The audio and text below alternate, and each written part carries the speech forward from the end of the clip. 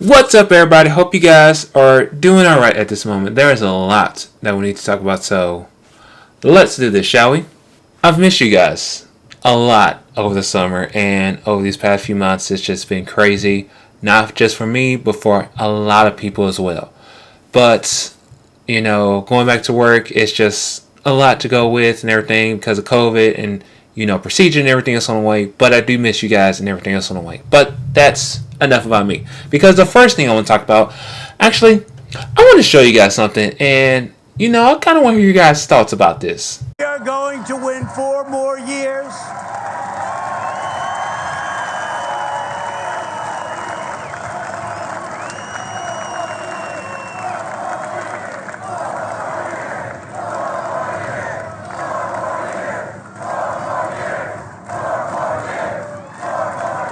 And then after that, we'll go for another 4 years because, you know what, they spied on my campaign. We should get a redo of 4 years.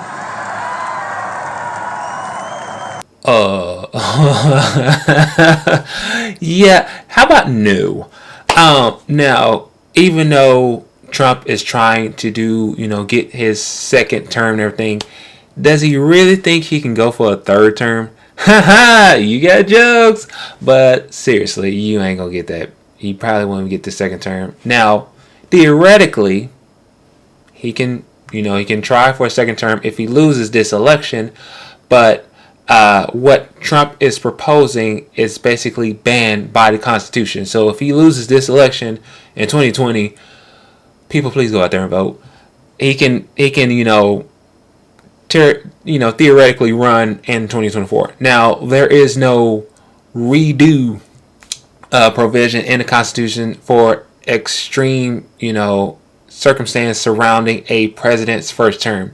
Now, even through all these times, Trump allegations dictate that he deserves a third term because they spied on my campaign, wouldn't pass any sort of smell test. What Trump basically deems as spying was actually referring to the FBI counterintelligence investigation into Russia's efforts dealing with the 2016 elections. On Tuesday morning, today, they basically said the Senate Intelligence Committee released the final volume of the investigation into the Russians' activities in 2016. And, basically talking about how Russia helped out with Trump and, hurting Hillary Clinton and so much more and everything else on the way. Now, Trump, he pressed and everything. He's like, he demands to promise for another 4 years after winning a second term in November as just basically one big ass joke. Basically, if he does win this election, again, go out there and vote.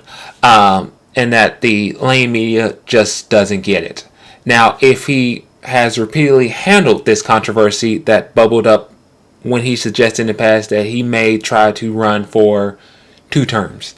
So, again, if you know the Constitution, a president can only serve 2 terms. Barack Obama served 2 terms. If Obama did 3 terms, that would be blissful, but he can't because of the Constitution. Okay, so Trump just letting you know you cannot run for 3 terms. Okay, it's just in the Constitution that people read and people learn about in history classes and every place else. So, again, you can't do 3 terms.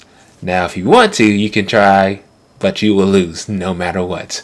And don't you guys agree that that's just insane for him to try to even do? Now, this next story, it pertains to the election and everything else going on around with it. Now, this week it is the Democratic National Convention, and I believe it is next week is the Republican National Convention. But with the Democratic National Convention, a lot happened on the very first night. Eva Longoria, she was the host of it, and so much more has happened on that first night. And I'm going to talk about a lot of those things that happened. This main one I'm going to talk about last because, it was really cool. But there are a few things I want to talk about, like Bernie Sanders.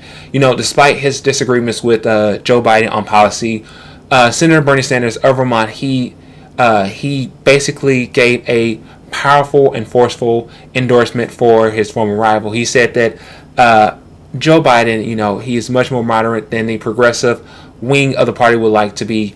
Mr. Sanders basically acknowledged that if Donald Trump was reelected, all that progress will be made in jeopardy. And he's correct. And that this election is about preserving our democracy.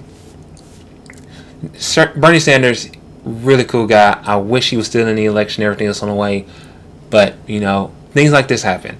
Now, the next young lady, the next one was, very devastating to hear about this. Her name is Kristen Uquiza. I hope I said that last name correctly. But she lost her father, Mark Anthony Uquiza, who was 65 years old, and he had no underlying health problems or anything. But her father voted for Donald Trump and went out one day because he believed that the president's claim that the pandemic was under control.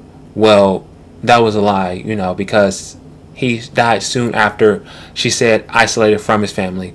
And she said that her father's only pre-existing condition was trusting Donald Trump. And she said that he paid his life for that. Again, people, there is a pandemic going. It's called COVID-19, not called the China virus, not called the Kung Fu virus. It is called COVID-19 or coronavirus. And so much is happening. People think it's just a joke, but it's not really a joke. I got somebody who lives down the street from me thinking that it's all fake news, but it is not fake news. People, go out there, wear your mask, wash your hands, carry hand sanitizer, and so much more. But continuing on, the next thing in the, for the first night was dealing with the family of George Floyd. So if you know about George Floyd, I've been talking about it a lot in my past few videos.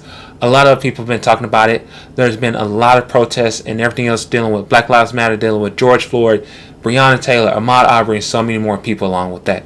And this was one of the most powerful moments of the night when George Floyd's brother asked for everybody to have a moment of silence. Now, this was a short montage of Americans, eyes closed and heads down, observing a moment of silence for black people being killed by the police, as you can see from this video. It's a fitting legacy for our brother, but George should be alive today. Breonna Taylor should be alive today. Ahmaud Arbery should be alive today. Eric Garner should be alive today. Stephon Clark, Tatiana Jefferson, Sandra Bland, they should all be alive today. So it's up to us to carry on the fight for justice. Our actions will be their legacies. We must always find ourselves in what John Lewis called good trouble. For the names we do not know, the faces we'll never see, those who can't mourn because their murders didn't go viral. Please join me in a moment of silence to honor George and the many other souls we lost to hate and injustice. And when this moment ends, let's make sure we never stop saying their names.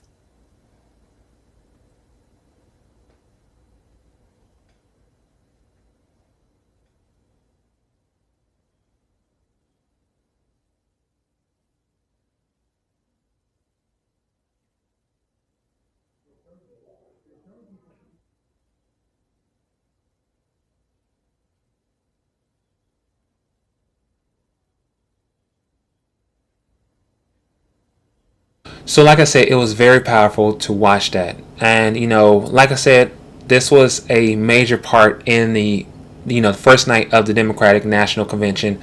And it was with former First Lady Michelle Obama. Now, she spoke emphatically into the camera towards millions and millions of people, saying, how she, gave a scattering point-by-point analysis on how Trump's presidency is basically a urgent summons for Democratic voters to go out there and vote. And, even if it meant waiting in long lines to do so. Now, she went on to attack Trump's response to the whole coronavirus pandemic and, that the strong economy that Trump inherited from former President Barack Obama 4 years ago was in shambles. She also said that Trump's diverse approach on race relations was basically a torch-bearing white supremacist and, ripped him a new one for his lack of leadership and condolence towards, resemblance of people of color. Now, she said Point blank, she said, let me be clear about this. She said that Donald Trump is the wrong president for our country. And she is correct. Donald Trump is the wrong president for our country, people. She offered a closing statement that packed a lot and everything in some way, with tons and tons of people watching over this. People, a lot is happening right now. A lot is happening with the election, with the coronavirus, with kids going back to school, and so much more. And we have got to listen. We've got to open up our eyes. We have got to open up our ears and everything else along the way. Now, after that first night, Trump decided today that he could hit back at Michelle for her comment about, saying what she said yesterday. And he went on Twitter, as always, saying that, someone please explain to Michelle Obama that Donald J. Trump would not be here in the beautiful White House if it not had been for the job done by your husband, Barack Obama. And Biden was merely an afterthought. A good reason for that very late and unenthusiastic endorsement. First of all, you need to get her name out your mouth, okay? Because she's done more things than you have done. Point blank. Okay, and if people want to disagree with me, let me know in the comment section below, okay? Because I know a lot of people are doing so. But along with that, he's doing all this while he is announcing a post-mortis, pardon for Susan B. Anthony on the 100th anniversary of, the 19th Amendment for her, for legally. It's just a lot, people. It's just a bad with her illegally voting in 1872. But again, it's just a lot going on right now, people. And then when you look at this whole pardon thing that Trump did today, you look at all these people in this, in this video and everything, and you just go, something's not right. Like, check it out. Just check it out. I will be signing a full and complete pardon for Susan B. Anthony. She was never pardoned. Did you know that? She was never pardoned. What was going on? And you know that she got a pardon for a lot of other women, and she didn't put her name on the list. So she was never pardoned. And we're for voting. That's right. That's right. She was guilty for voting. And we are going to be signing a full and complete pardon. And I think that's really fantastic, right?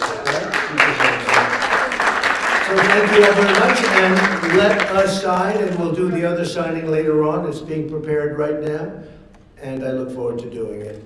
Thank you very much. So the thing that I'm like, something not right, is basically because none of them are wearing a mask. Like, there's a global pandemic going on, and none of them are wearing a mask while Trump is like doing this part and everything. The ladies are not wearing a mask. Trump's not wearing a mask. His wife's not wearing a mask. They just don't care about the global pandemic, I'm guessing. But yeah, people, a lot is happening.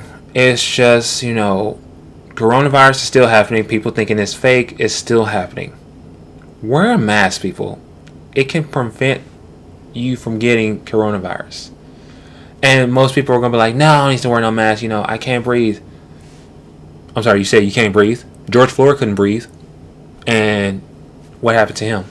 But a lot is happening, people. I'm just saying, so much is happening right now. Kids are going back to school. Some kids are doing online classes. Some kids are doing, actually going to the campus and everything along the way. For my job, I'm going back to school. For my job, I'm going to these schools, wearing my mask and everything else along the way, making sure I'm protected, these kids are protected, and so much more. It's just so much to bear with, people. Come November, go out there and make a vote, okay? People, I know with this whole, US, the whole UPS thing is happening with the mail-in votes. It's just so much to bear with. But please, go out there and make your voice be heard.